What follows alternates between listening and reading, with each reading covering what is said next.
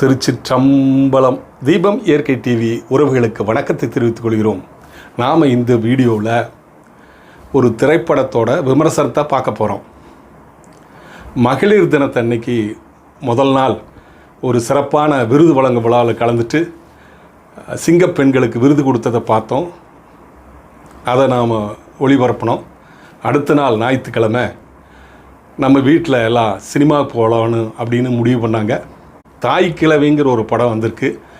ராதிகா நடிச்சிருக்காங்க, நல்லாயிருக்கு, போகலாம் அப்படின்னு சொன்னாங்க வீட்டில்.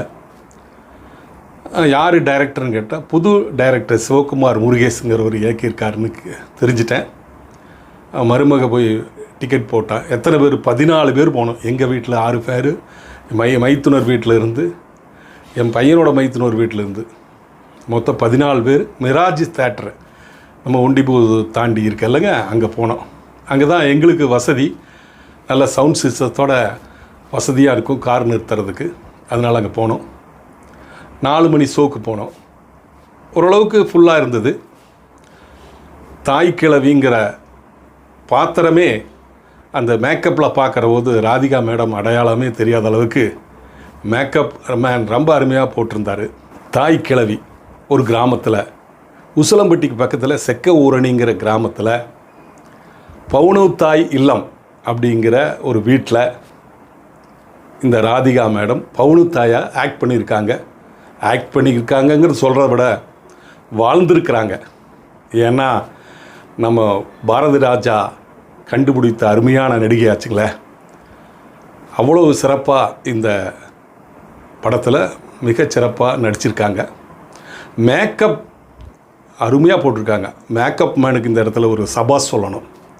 தவிர அவங்க பேச்சு, முகபாவம், நடிப்பு, நடை ஒரு சிவாஜியே ஞாபகப்படுத்துது. அந்தளவுக்கு சிறப்பாக பண்ணியிருக்காங்க.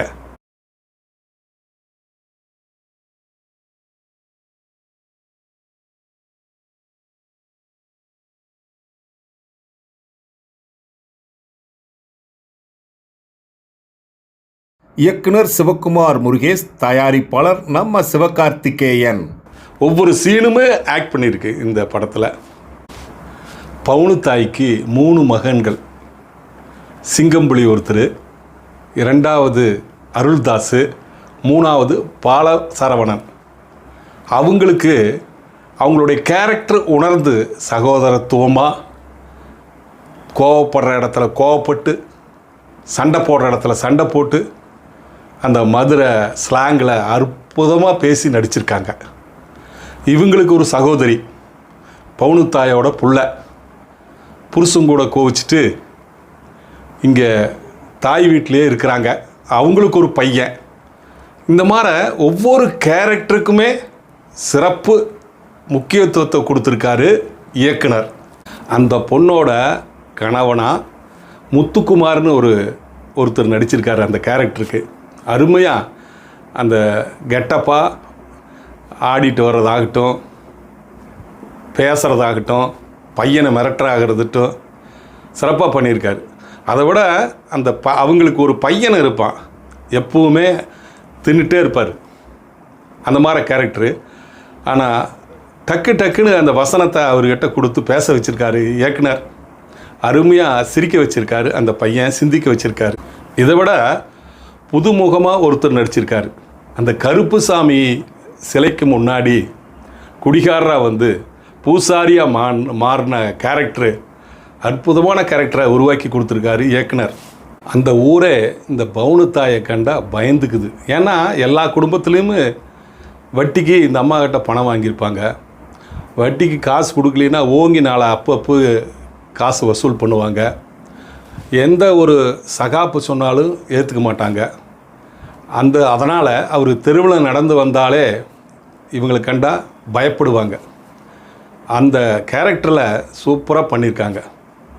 அப்படியே ஒரு சீனில் இந்த கொடை எடுத்து அப்படியே நடக்கிறதாகட்டும், ஒருத்தர் அற வைக்கிறதாகட்டும், அப்படியே அந்த வயசான தோற்றத்தில் அவ்வளோ அருமையாக பொருந்தி சிறப்பாக நடிச்சிருக்காங்க.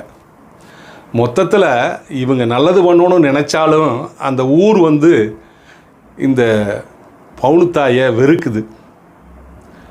இந்த 3 மகள்களும் இவங்க கூட ஒரு சூழ்நிலையில் சண்டை போட்டு போயிடுவாங்க. இவங்க தனியாக தன்னுடைய பொண்ணுக்கு சுயமாக வாழ்கிறதுக்கு கற்றுக் கொடுத்து இந்த மாதிரி வட்டிக்கு கொடுத்து வாழ்ந்துட்டு வர்றாங்க. ஆனால் முக்கியமான ஒரு திருப்பம், அவங்களுக்கு திடீர்னு கொஞ்சம் உடம்புக்கு சரியில்லாமல் போயிடுது, படுத்த படுக்கை ஆயிடுறாங்க. இவங்க படுத்த படுக்கை ஆனாங்களோ எல்லாம் திருவிழா கோலம்தான், ஒவ்வொருத்தரும் மகிழ்ச்சியாக இருக்காங்க, அந்த ஊரே மகிழ்ச்சியாக இருக்கிறாங்க. நல்ல கேரக்டரைசேஷன் இயக்குனர் உருவாக்கி வச்சுருக்காரு. அந்த சூழ்நிலைக்கு தகுந்த மாதிரி அங்கே இருக்கிறவங்களையும் கூட ஆக்ட் பண்ணாதவங்களும் கூட ஆக்ட் பண்ண வச்சுருக்காரு. அந்த ஊரே கொண்டாடுது. அந்த சமயத்தில் தான் இந்த பெத்த பசங்க 3 பேர் வந்து என்ன பண்ணலான்னு பார்க்குறாங்க. அவங்களுக்கு இந்த வாதம் வந்ததுனால இந்த விரலை இப்படியே ஆட்டி என்னமோ சொல்ல வர்றாங்க, பேச்சு வர மாட்டேங்குது. என்னென்னமோ முயற்சி பண்ணுறாங்க. இதுதான் சீன்களை அதே ரசிக்கிற மாதிரியும் சிந்திக்கிற மாதிரி இருக்குது. முதல்ல கொஞ்சம் சில இடங்களில் மூவ் ஆகலினாலும் படம் செகண்ட் ஆஃப் சொல்லவே முடியாதுங்க. ஒவ்வொரு கேரக்டரும் அற்புதமாக பண்ணியிருக்காங்க. கதை அப்படியே நல்லா போகுதுங்க.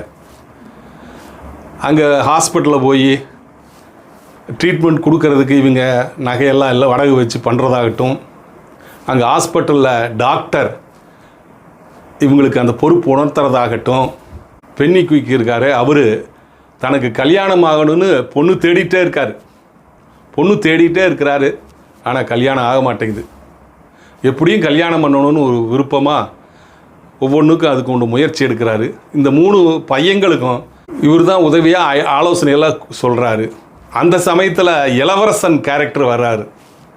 அவர் வந்து இந்த மாதிரி ஒரு 150 பவுனு இந்த அம்மா என்னுடைய கடையில் வாங்கிட்டு வந்தது அப்படின்னு சொல்கிறாரு. இதை பார்த்தோன்னே இவங்களுக்கு ஆசை வந்துருச்சு, எப்படியும் பவுனு தாயை கிளவிய பொழைக்க வச்சிடணும்னு சொல்லி அதுக்குண்டான முயற்சியெல்லாம் எடுக்கிறாங்க. அதுதான் படமே.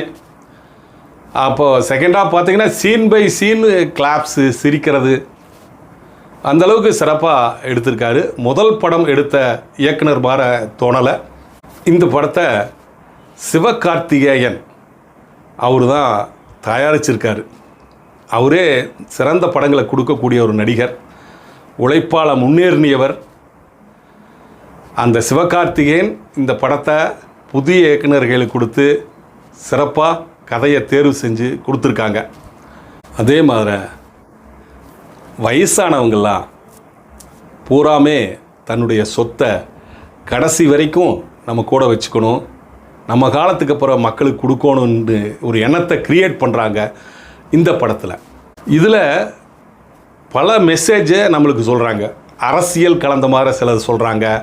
கமல் ரசிகனாக சிங்கம்புலி நடிக்கிறது, அந்த பாட்டு போடுறது, நெஞ்சில் பச்சை குத்தி இருப்பாங்க கமலோட படத்தை, அதுக்கு திருநீர் வைக்கிறது, இந்த மாதிரி ஒரு புது வித்தியாசமான கேரக்டரில் உற்பத்தி பண்ணியிருக்காங்க. பாட்டும் மியூசிக்கும் அப்பப்போ அற்புதமாக வந்துட்டுருக்கு. அப்போது வயசானவங்க இந்த படத்தை பார்த்து எப்படி நடந்துக்கணுங்கிற மெசேஜும் சொல்கிறாரு. அதே சமயத்தில் மகன்களும் மகள்களும் வயசானவங்களை எப்படி பார்க்கணுங்கிறது மெசேஜ் சொல்கிறாங்க. எங்களை மாதிரி இருக்க வயசானவங்களை நீங்கள் உங்கள் சொந்த காலிலே கடைசி வரைக்கும் இருக்கணும், சொத்தை கைக்குள்ளே வச்சுக்கணுங்கிறத ஒரு பாணியில் அவங்க சொல்கிறாங்க. இது யதார்த்தமாக எல்லா இடத்துலையும் நடக்கிறதானுங்க. ஆனால் சில பேர் வந்து பையங்க பிள்ளைக அப்பா அம்மாவை நல்லா பார்த்துக்கிறாங்க. ஆனால் சில பேர் வந்து பணம் வாங்குற வரைக்கும் கூட இருந்துட்டு அதுக்கப்புறம் மனைவியோட பேச்சை கேட்டுட்டு தாய் தகப்பனை ஹோம்லெஸ் சேர்த்திடுறாங்க. இதுக்கு இந்த மாதிரி ஒரு படம் வந்தால் கண்டிப்பாக மக்கள் மனதில் ஒரு மாற்றம் வரும். இயக்குனருக்கு இந்த சமயத்திலையும் ஒரு பாராட்டு, தயாரிப்பாளர்களுக்கும் ஒரு பாராட்டு. ஏன்னா நல்ல அழகான ஹீரோயினை வச்சு பல கோடி செலவு செஞ்சு வெளிநாடெல்லாம் போய் படம் எடுத்து சக்ஸஸ் பண்ணுற இயக்குனர்களும் இருக்கிறாங்க. ஆனால் ஒரு வயசான கேரக்டரை ஹீரோயினாக வச்சு எப்படி அவருக்கு ஒரு துணிவு பாருங்கள். நல்ல கதையம்சம் இருந்தால் மக்கள் கொண்டாடுவாங்களுக்கு இந்த ஒரு படம் ஒரு எடுத்துக்காட்டு. அதே மாதிரி இசையும் சரியான நேரத்தில் சரியான பாட்டு போடுறாங்க. பழைய பாட்டாக இருந்தாலும் அது மேட்ச் ஆகிற மாதிரி சிறப்பாக இருக்குது. அந்தந்த இடத்துல சில இசைகள் கொடுக்குறாங்க, அது நல்லா இருக்குது. எடிட்டிங், படத்தொகுப்பு, அதுதான் ஒரு படத்துக்கு ரொம்ப உயிர்நாடி. கரெக்டாக ஷாட்டுகளை ஃபிக்ஸ் பண்ணி பார்க்குறதுக்கு ஒரு ஆவலை தூண்டுற மாதிரி அங்கங்கே ஷாட்டுகளை வச்சு க்ளோஸ்அப்பு, வைடு மிக அருமையாக இருக்குது. அந்த கிராமத்தை காமிக்கிற இடமெல்லாம் நல்லா சிறப்பாக பண்ணியிருக்கார் கேமராமேன். வசனம் உண்மையாலுமே அருமையாக இருக்குங்க. அந்த ஸ்லாங்கு, தமிழ் ஸ்லாங்கு, அந்த இழுத்து பேசுவாங்க, மதுரையில் எல்லாம் பேசுவாங்க, திருநெல்வேலியில் பேசுவாங்க. அந்த மாதிரி ஒரு கிராமிய மனம் கமிழ அந்த வசனங்கள்லாம் இருக்குது. அந்த கிராமத்தில் இருக்கிறவங்களே நிறைய பேர்த்த நடிக்க வச்சுருக்காரு இயக்குனர். ஹாஸ்பிட்டலில் பணம் கட்ட சொல்கிறாங்க, அந்த ட்ரீட்மெண்ட் கொடுக்குறாங்க, இந்த ட்ரீட்மெண்ட்டு கொடுக்குறாங்கங்கிறது இல்லாமல் எப்படி அந்த மருத்துவர் எந்த மாதிரி ட்ரீட்மெண்ட் கொடுக்குறாங்க, அதுக்கு தேவையான பணத்தை தான் கட்ட சொல்கிறோம் அப்படிங்கிறதையுமே தெளிவாக சொல்கிறாங்க. கடைசியாக என்னுடைய மனதை தொட்ட சீன் 2-3 இருக்குது, இருந்தாலும் ஒன்று சொல்கிறேன் பாருங்கள். ஒரு ஆம்புலன்ஸ் டிரைவர் வந்து வேறொரு முதியவரை ஆம்புலன்ஸில் வச்சுருப்பாங்க. இவர் வந்து காலதாமதப்படுத்துவார். அப்போ வந்து இந்த சகோதரர் ஒருத்தர் வந்து, ஏன் இப்படி காலதாமதப்படுத்துறீங்க, சீக்கிரம் எடுத்துகிட்டு போங்க, அந்த உயிரை காப்பாற்றுங்கன்னு சொல்லுவார். ஆனால் அதுக்கு காரணம் அப்புறம் சொல்லுவார் இயக்குனர். ஃபோன் பண்ணி அந்த ஹெல்ப்பர்கிட்ட சொல்லி மாஸ்க் வச்சிருப்ப எடுக்க சொல்லிடுவாங்க. அவங்க உயிர் அமைதி அடைஞ்சிரும். அப்போ அவர் விளக்கம் கொடுப்பார் பாருங்க, டிரைவரு. மனதை தொட்டுருச்சுங்க. ஏன்னா இந்த மாதிரிலாம் நம்ம நாட்டில் இப்போ நடந்துட்டுருக்காமா. உண்மையாலுமே ரொம்ப வேதனையாக இருக்குது. தன்னை வளர்த்து எத்தனை சிரமங்கள் வந்தாலும் தன்னை வளர்த்து கஷ்டங்களை தாண்டி மகன் மகள்களை உருவாக்கி அந்த தாய் தந்தையருக்கு இப்போ இருக்கிற சில பேர் வஞ்சனை செய்கிறது ரொம்ப வேதனையாக இருக்குது. அதுக்கு இந்த படத்து மூலிமா மெசேஜ் சொல்லியிருக்காரு. ஹாஸ்பிட்டலேருந்து வர்றாங்க, என்ன பண்ணுறாங்க, கிளைமேக்ஸ் எல்லாம் சொல்லவே முடியாதுங்க. ஒரு வித்தியாசமான கிளைமேக்ஸை, அது மகன்களுக்கும் மருமகள்களுக்கும் புத்தி சொல்கிற மாதிரி ராதிகா மேடம் அற்புதமாக அந்த இடத்துல பண்ணியிருப்பாங்க. நீங்கள் படத்தை தேட்டரில் போய் பாருங்கள், அப்போ தான் இது சிறப்பாக உங்கள் மனசில் பதியும். இந்த மாதிரி சில இடங்களில் தோய்வு அடைஞ்சாலும் சில இடங்களில் நல்ல விதமாக கொண்டு போயிருக்காரு. ஆனால் பிடிக்காததை சிலதை கொண்டு வந்துட்டார். பென்னி குயிக் வந்து ஆரம்பத்துலேருந்தே பொண்ணு கிடைக்கலன்னு சுற்றிட்டே இருப்பார், பொண்ணை தேடிட்டு. அவர் இந்த 3 சகோதரர்கள் கூட ட்ராவல் பண்ணி நிறையா ஹெல்ப் பண்ணுறாரு. கடைசியில் அந்த கேரக்டர் முக்கியமாக இருக்குது. இருந்தாலும் அந்த மாப்பிள்ளை சண்டை போட்டு 3 பவுனுக்காக தன்னுடைய மனைவியை அம்மா வீட்டிலே விட்டு போயிடறான் பாருங்க. அவன் வந்து இங்கே பணம் கொடுத்து தன்னுடைய மாமியாரை பாதுகாக்கணும், அப்போ தான் பொண்ணுக்கு வர வேண்டிய அந்த பவுன் நம்மளுக்கு கிடைக்குன்னு அவர் 4 லட்ச ரூபா கொடுத்துட்றாரு. வந்ததுக்கப்புறம் திருமணத்தை அத்துடுறாங்க பாருங்க. அது கேரக்டர் பிடிக்கல, அதுக்கு வேறு மாதிரிதை எடுத்துருக்கலாம். அவருக்கு திருமணத்தை அத்துவிட்டு அந்த சம்சாரத்துக்கு வேறு திருமணம் பண்ணுறாங்க பாருங்க, அது எனக்கு பிடிக்கலை. சில பேர்கிட்ட கேட்டால் சில பேருக்கும் பிடிக்கலைங்கிறாங்க. இந்த ஒரே ஒரு சப்ஜெக்ட் மட்டும்தான் அந்த படத்தில் பிடிக்காத செயல். அதையும் மீறி நிறையா பேர் கூட்டத்துக்கு போகிறாங்கன்னா 90% நல்ல விஷயங்களையும் காமெடிகளையும் எடுத்து சொல்லிட்டு இந்த ஒரு விஷயத்துக்காக நம்ம ரிஜெக்ட் பண்ணக்கூடாது. இது வந்து ஸ்டோரியாக தான் நம்ம பார்க்கணும். ஒவ்வொருத்தருக்கு அந்த கதாசிரியருக்கு தோணி இருக்குது இந்த மாதிரி நம்ம வைக்கலாம் அப்படின்னு சொல்லி. ஆனால் இது ஒரு புரட்சியான நினச்சிட்டு சொல்கிறாரு. அப்படி அல்ல. ஒரு மனிதன் ஏதோ சிரமங்களுக்கு இடையில், கணவன் மனைக்கு இடையில் சண்டை வந்தாலும் பிரிஞ்சிருந்தாலும் அவங்கள சேர்த்து வைக்கிறதுக்கு தான் முயற்சி பண்ணணும். அவன் மனம் திருந்தி வர்றபோது கண்டிப்பாக மனைவி ஏற்றுக்கணும். ஆனால் அது இது மாதிரி ஏற்றுக்காமல் அவர் ரொம்ப கெஞ்சுறாரு. மனைவி கிட்டன்னு சொல்கிறாரு, தாய் கிழவி கிட்டன்னு சொல்கிறார். அது ஒத்துக்காமல் வேறு கல்யாணம் பண்ண வைக்கிறது எனக்கு பிடிக்கலை. இது உண்மையாலுமே போய் தேட்டரில் பார்க்க வேண்டிய படம். வீட்டில் டிவியில் பார்த்து பிரயோஜனம் இல்லை. அங்கே போய் அத்தனை பேர் ரசிக்கிற போது ரசித்து அந்த சவுண்ட் சிஸ்டத்தோட அவ்வளோ பெரிய அகண்ட திரையில் பார்த்தா தான் சிறப்பாக இருக்கும்.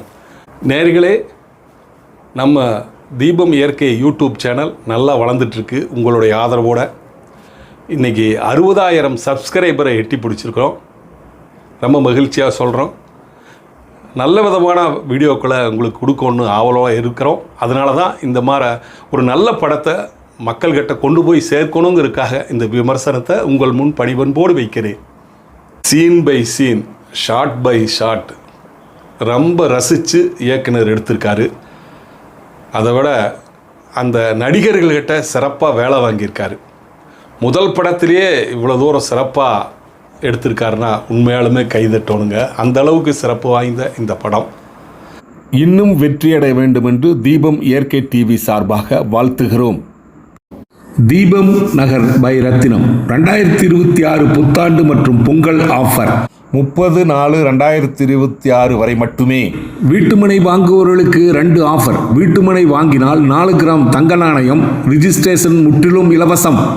வீடும் கட்டித்தருகிறோம். வீட்டுமனையுடன் வீடு கட்டுபவர்களுக்கு 5 ஆஃபர்கள். வீட்டுமனை வாங்கினால் 4 கிராம் தங்க நாணயம், ரிஜிஸ்ட்ரேஷன் முற்றிலும் இலவசம். ஆள் குழாய் கிணறு 500 அடி பம்ப் மற்றும் சுவிட்ச் ஒயரிங் அனைத்தும் அன்பளிப்பு. சூரிய ஒளி மின்சாரம் அன்பளிப்பு. சமையல் செட் அன்பளிப்பு. சிறப்பு அம்சங்கள்: மாநகராட்சி எல்லைக்குட்பட்டது. அனைத்து சைட்டுகளும் வடக்கு பார்த்தது. அருகிலுள்ள இடங்கள் மிக அருகில் ரத்தனம் கல்லூரி நிறுவனங்கள் 100 metre, IT park 500 metre, Brindavan பள்ளி 500 மீட்டர், மீனாட்சி நர்சிங் கல்லூரி 100 மீட்டர், குடியிருப்பு பகுதி அருகில் 50 metre, Pollachi road 500 metre, bypass road 1.3 kilometres. உடனே தொடர்பு கொள்ளவும். 9894787369 9944977369.